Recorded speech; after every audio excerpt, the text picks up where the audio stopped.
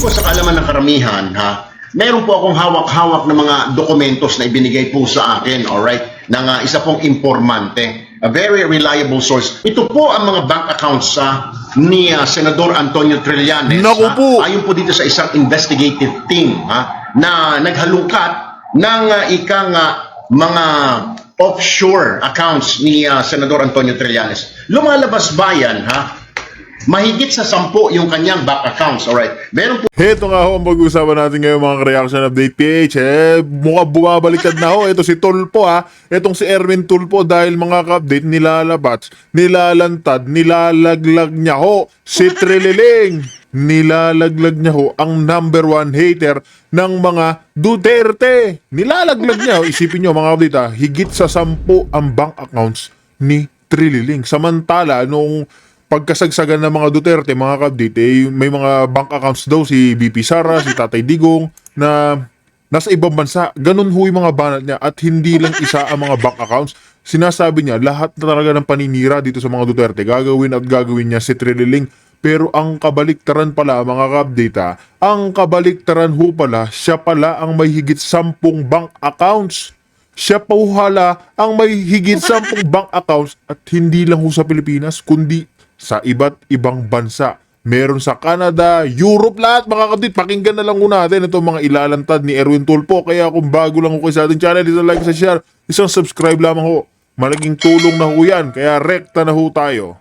siyang bank account sa Singapore, Diyan po sa Hong Kong Shanghai Bank. Meron po siya sa DBS Bank sa Singapore. Meron din po siya sa Nova Scotia. O itong Nova Scotia po, ito po ay sa Canada. Alright. Meron siyang bank account sa New Zealand. Ito po yung ANZ Bank. Meron po siyang Hong Kong Shanghai Bank din sa New Zealand. Bayan. Alright. Pagdating naman po sa Singapore, sa Switzerland, meron po siya sa Zurich, Switzerland, UBS Bank of Switzerland. Nakita naman ho natin mga kabdit. Meron Singapore, may Switzerland, may Canada. Saan ka pa? Diyan ka na kay Trililing. Diba? Diyan ho ba napupunta yung mga mali-malitang inaano ni Marcos Jr.? Tanong lang ho yan mga kabdita. Kasi unang-una ho sa lahat, itong si Trililing. Lahat ho ng paninira, sinasabi niya kasi magnanakaw itong si Sara Duterte, si Tatay Digong. Yun pala, siya yung may pinakamaraming bank accounts. Diyan. Diba? Kaya kahit tumakbo ng barangay tanod ditong si barangay captain ito si Trililing hindi mananalo kasi puro kasinungalingan yung pinagdadadakdak. Puro kasinungalingan. AG Bank, Deutsche Bank SA sa Geneva at saka CIM Bank sa Geneva pa rin po, Switzerland. And of course sa UBS Bank ng Switzerland bayan. Yan po yung kanyang mga bank accounts. And meron pa rin po siya sa Commerce AG Bank naman po sa Zurich, Switzerland pa rin. And of course, meron po siya dito sa Canada na sa Nova Scotia Bank sa Toronto, Canada. Yan po yung bank accounts po ni Senador Antonio Trillanes na nakapagtataka bayan, hindi niya po yata idiniklara sa kanyang Statement of Assets, Liabilities, and Net Worth noon pong 2015 at saka 2016. Kasi sa kanyang Sal and Bayan, lumalabas, indiniklara lang po ni Senador Trillanes sa kanyang Statement of Assets, Liabilities, and Net Worth, siya po ay meron lamang yaman na 6.5 million pesos. Lumalabas bayan sa kanyang deposit sa Canada, sa bansang Canada po umaabot po ng 106,726 Canadian dollars. Kung susumahin po, yung equivalent kasi ng Canadian to pesos, bayan is 41 pesos to 91 centavos. Yung 106,000 Canadian dollars and 726 ay aabot po sa katumbas na 4,472 pesos. Alright. Meron din po siya bank account sa New Zealand. Kung susumahin po lahat ng accounts sa New Zealand, ito po ay pumapatak sa 220,897 New Zealand dollars. Ano po? Kung papalitan po sa pesos, ito po ay may katumbas na 8,144,472 dahil ang exchange rate po. O di ba diyan pa lamang mga kadite, kumukubra na ho siya ng 12 million pesos. Tapos sasabihin niya yung mga Duterte, mga Duterte, mga Duterte. Di ba lahat talaga ng pambubudol, lahat ng pagliligwak ng kanyang bunganga mga kadite, focus lang ho sa Duterte, lalo na ngayon siya ho, di ba, kung hindi ho natin nakakalimutan, noong may kumalat na balita kay Tatay Digong, yung nakahiga ho siya dyan sa kanyang, alam nyo na, sa ICC, sinabi ho pala, kaya daw nangyari yan, na-stress daw ho si Tatay Digong, kasi si Trililing daw ho yung bumisita dyan. Tapos, pagdating ng impeachment ngayon ni BP Sara, lagi na naman ho siya nagbibida-bida. Lagi na naman ho siyang nagbibida-bida. Ano ka ngayon, Trililing? Ikaw pala yung mga may tinatagong yaman. Nasa ibang bansa pa, hindi lang sa Pilipinas. Kaya pala kahol ka ng kahol kasi marami yung binabayad at malaki yung binabayad nila sa iyo. Diba? Ng New Zealand dollars to pesos ay 36.87. Alright. Yung kanyang, ang pinakamalaki po niyang, sumunod po sa Singapore. Yung sa Singapore naman, yung kanyang deposit po doon ay umaabot sa 472,000 Singaporean dollars, 150. Katumbas po niyan, dahil ang exchange rate po ay 37 pesos, 0.87. Lumalabas po, yan po ay 17,880,000 yung kanyang deposito sa Singapore Bank. Ito po yung pinakamalaki bayan. Yung kanyang euro, umaabot po yung kanyang deposit sa Switzerland, sa Zurich at saka Geneva. Umaabot po ng 410,000 euros, 248. Lumalabas po, pag ikwentahin mo, pag i-convert mo sa pesos, papalo po ito sa 25,057,947 pesos. Ang kabuuang halaga ng pera ngayon ni Senador Antonio Trillanes ay umaabot lang naman po sa pesos, mahigit sa 55 million pesos. Kaya nga po nakapagtataka, doon sa kanyang deklarasyon, sa kanyang SALN na isinumite sa Senado, sinasabi niya na 6.5 million lamang ang kanyang net worth. Ano ho nangyari dito, Sen? Pakipaliwanag po. Hindi naman siguro ito fake news, Sen, dahil may mga dokumento ho tayo, Ito po isinuri. Alam niyo ho ba, para ma-check kung talagang yung veracity, yung ginawa niya po noon do sa account, sinasabing account ni Duterte na naghulog siya ng 100,000 piso, ganun din po ang ginawa ng investigative team. Pumunta po sa Canada, pumunta po sa Zurich, nagdeposito po ng tigwa $100. Tinanggap po yung pera. Ngayon, nung paghahalungkat pa, napag-alaman na mga account holder ay Antonio Trillanes. Pero nakapagtataka, may ka-joint account po siya. Lumalabas na may ka-joint account siya na isang Fabian Go at saka yung isa ay Robert Fong.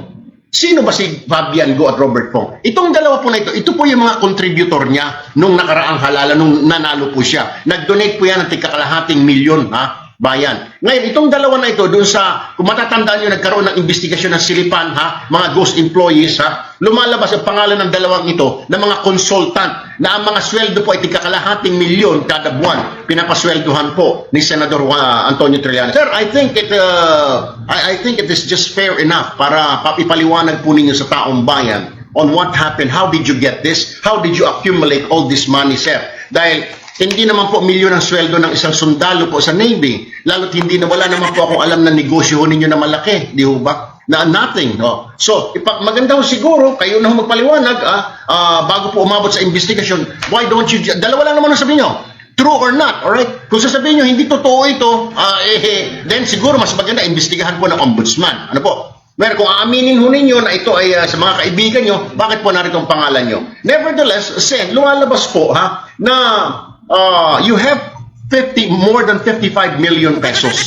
Bakit po sa SALN ninyo, it is only declared as 6 million, sir? Na meron po kayong tinatawag na hidden wealth. This is hidden wealth, sir.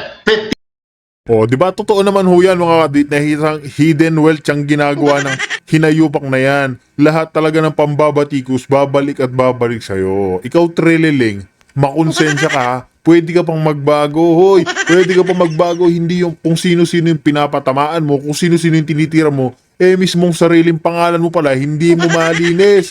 Diyan ba sa, Marines, sa pagsusundalo mo, milyon ba yung kinukubra mo, sinasahod mo kada buwan? Noong kapanahunan mo, tanong lang yan. Milyones ba yung sinasahod mo? Saan mo galing yung mga ganyang kalaking pera? Trililing. Saan mo galing? 5 million pesos. Kasi sabi nyo, 6 million lang ang pera ho ninyo. Kasama na din bahay, lupa, kotse, etc. Ano nangyari sa 55 million plus, Alam mo, sir, kung magkano ito? Mahigit po ito, 1 million US dollars kung susumahin, sir. 55 million plus, over 1 million US dollars. Sir, ganun lang ho yan, kasimple. Entonces, with this kind of money, hindi na po kayo pinakamahirap na senador. ituwid nyo na yung maling report na yan. Pinapa-press release nyo na kayo pinakamahirap. No, Senator Trias. With all this deposit, sir, 55 million, you're not the poorest, Senator, sir. Baka siguro, O, di ba? Kaya itong sinungaling na Trillanes na to, wala na ho talagang naniniwala dyan. Kaya mga kaditi, susunod naman ho natin, itong si Auntie Claire Castro, ang paborito nyo hong talakera kung saan yung mukhang natataranta na at naaalarma na dahil nga mga kaditi, ngayong February ngayong February, sinabi na ho ni Kong Erisito na naghahadla o nagbabadya na ang mababang kapulungan na impeachment laban kay Marcos Jr. Kaya mga update, magre-rekta na rin ho tayo dito. Pakinggan na lang ho natin. Ito nga hong si General's Viewpoint patungkol kay Auntie Claire Castro kung paano ho siya mataranta dahil mga update, sigurado pag na-impeach ang si Bobong Marcos Jr. wala na hong trabaho yang si Claire Castro. Panigurado, babaliktad na naman ho ang kanyang mundo. Babaliktad na rin ho yan kay, alam nyo na, kay Bangan. Diba? Ano pa ho bang gagawin niya dyan sa Malacanang kung hindi siya sisibakin ni BP Sara? Ano bang gagawin niya dyan? Magtatalak-talak pa? Hindi ho po pwede yan. Si fake news queen, hindi na ho siya po pwede dyan. Ng pera. Wow. Mariing iginiit ng Malacanang na walang anumang pagnanakaw ng pera na maaring iugnay kay Pangulong Ferdinand Marcos Jr. sa gitna ng mga usaping ginagamit bilang batayan sa umuugong na impeachment laban sa kanya. Sa payag nitong Enero 12, 2026, tahasang sinabi ni Palace Press Officer Claire Castro na mali at walang katotohanan ang paratang laban sa Pangulo. Sabi niya, ang Pangulo, hindi po siya nagnakaw ng pera. Ayon kay Castro, malinaw na ang Pangulo ay hindi lamang walang kasalanan, kundi siya pa mismo ang nangunguna sa pagpapaimbestiga sa mga proyektong pinaghihinalaang may anomalya, lalo na sa usapin ng flood control projects na matagal ng sentro ng aligasyon sa korupsyon. Pangalawa, siya ang nagpapaimbestiga sa mga manumalyang flood control projects. Unang-una sa lahat, Claire Castro, kung talagang nagpapaimbestiga yung amo mong bangag, diyan pa lamang sa pinakatuktok ng investigasyon, dawit na siya, nakakulong na siya. Diba? Nakakulong na sana siya kung totoo nag-iimbestiga siya. Kung pwede nga lang niyang isingit sa mga Duterte yan kay BP Sara, panigurado, babanatan niya yung vice-presidente na naman. Ang kaso, paano mag-iimbestiga? Iimbestigahan niya ba yung sarili niya? Si Martin Romualdez? Sinong iimbestiga nila? Yung mga top notcher ng nakawan? Imposible yan, Auntie Claire Castro. Pero kung totoong mag-iimbestiga tayo, ibalik niyo yung Blue Ribbon at si Senator Marcoleta ulit yung chair dyan. Panigurado, susundutin niya, bubutasan niya yung mga magnanakaw dyan sa gobyerno ni Marcos Jr. Huwag na ho tayo maging plastic mga ka-update. Kasi kung wala naman si Senator Marcoleta dyan, hindi ho mauumpisan yung flood control issue na yan. Dyan sa Senado. Ang kaso, paligoy-ligoy ho sila. Sino-sino na ho yung tinuro? Si Alcantara, sila Bryce. Pero itong sila Bonoan, nasaan na ho sila? Sila Pangandaman, nasaan na ho sila mga ka-update na wala na ho. Nasa ibang bansa na nagha-happy-happy. Siyempre, yung mga sangkot dyan sa, alam nyo na, mga ka-update, flood control, kailangan ng tumakas.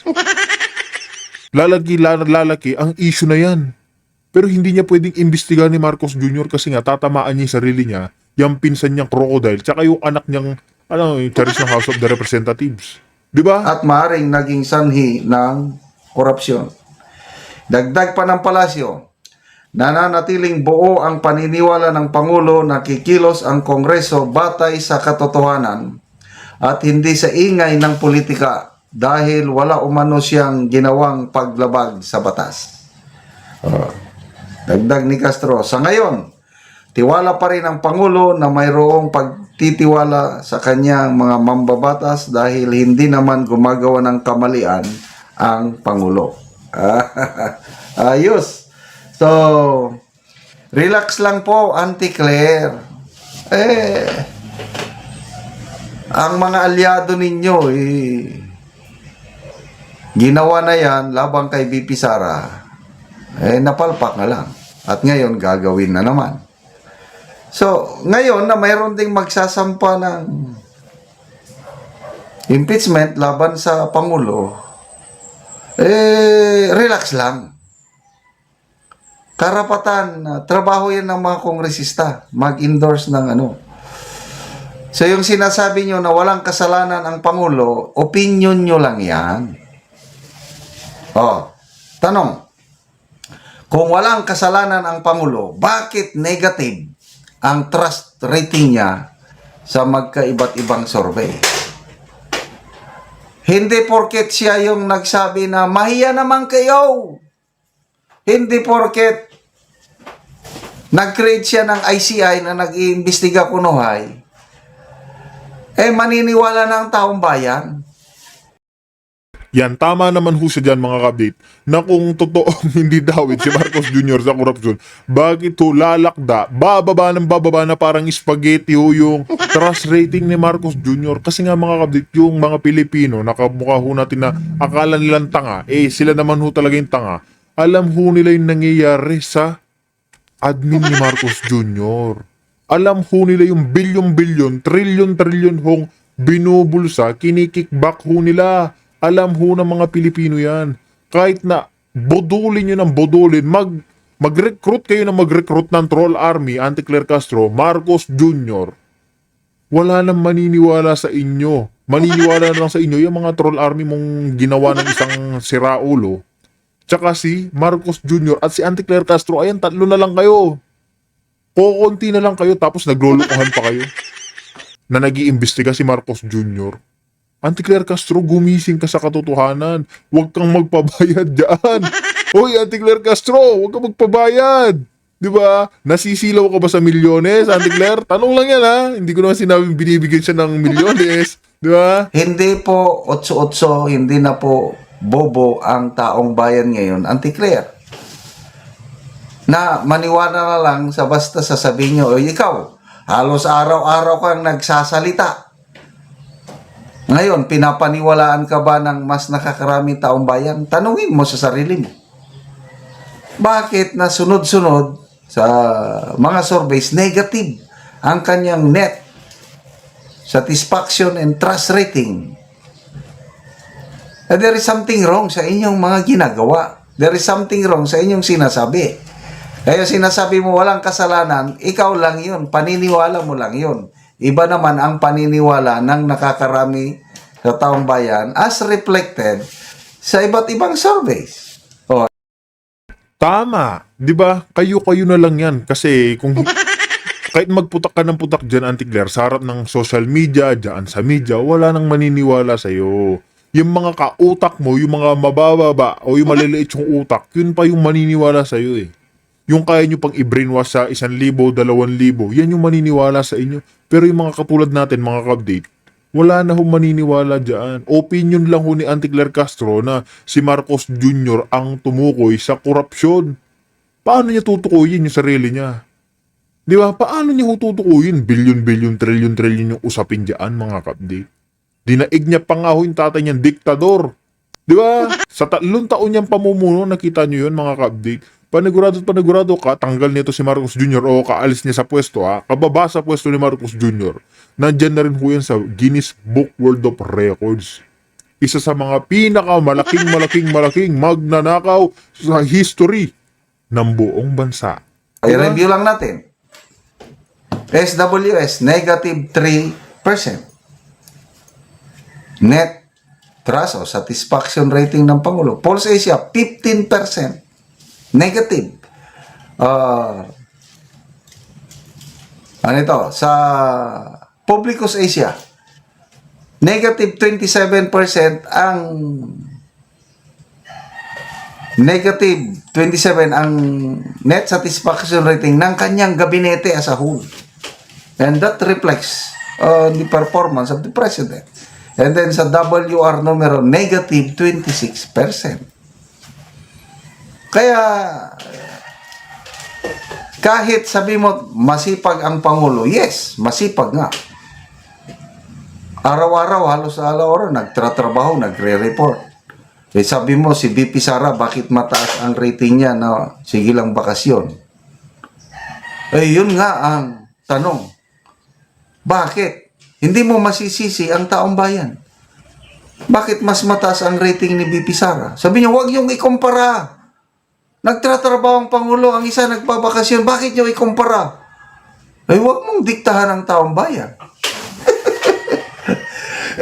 Karapatan ng taong bayan na survey, yun ang kanilang pananaw. Eh, bakit mo sabihan na huwag ikumpara? Ang gawin nyo, magtrabaho kayo ng sinsiro, hindi yung puro salita lang. Iba ang sinasabi nyo, iba naman ang nangyayari. Sabi nyo, magpakulong kami. Walang magme-Merry Christmas. By December 15, may makukulong na. Walang nangyari. December 25, makukulong na. Walang nangyari. New Year, may makukulong na. Walang nangyari. O, anong next promise ninyo? Valentine's. Valentine's. Ano pa? Semana Santa. Tapos na lang lahat. Wala pa rin nakulong maliban kay Sara Diskaya. So, ang mga aliado ngayon ng Pangulo, mga young guns, Congressman Adjong, Congressman Sinito Ortega, biglang nagsalita, due process. Huwag niyong gamiting political tool ang impeachment.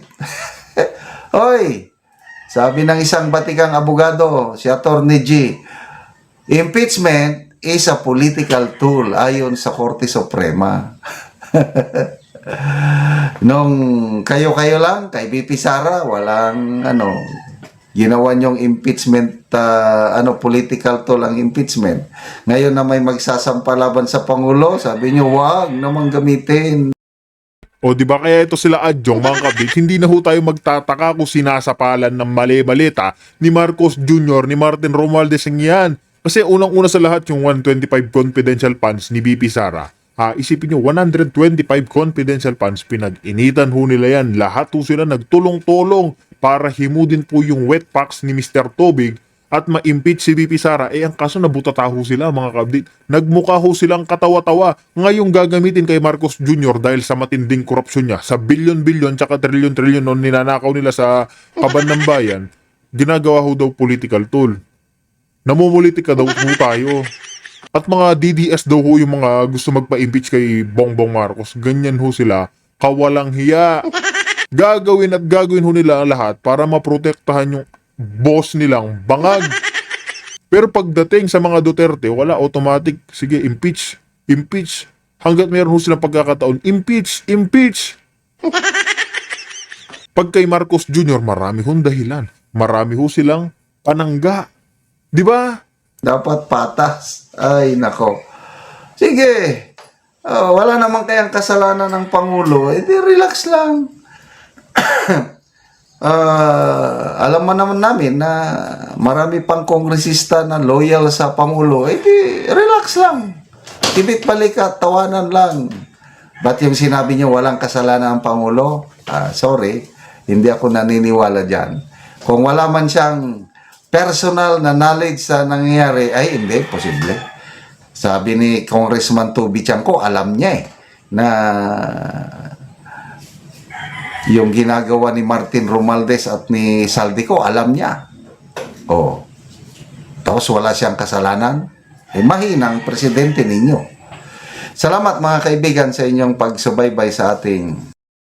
O di ba kaya napaka-imposible hong walang alam niyang si Marcos Jr. Kasi unang-una ho sa lahat, bawat pirma ho niya ng unprogrammed funds, mga ka-update, dadaan ho kasi yan sa executive. Kaya yung mga billion-billion ho, trillion-trillion ho nilang nakukubra, alam na alam ni Marcos Jr. yan, mga ka-update.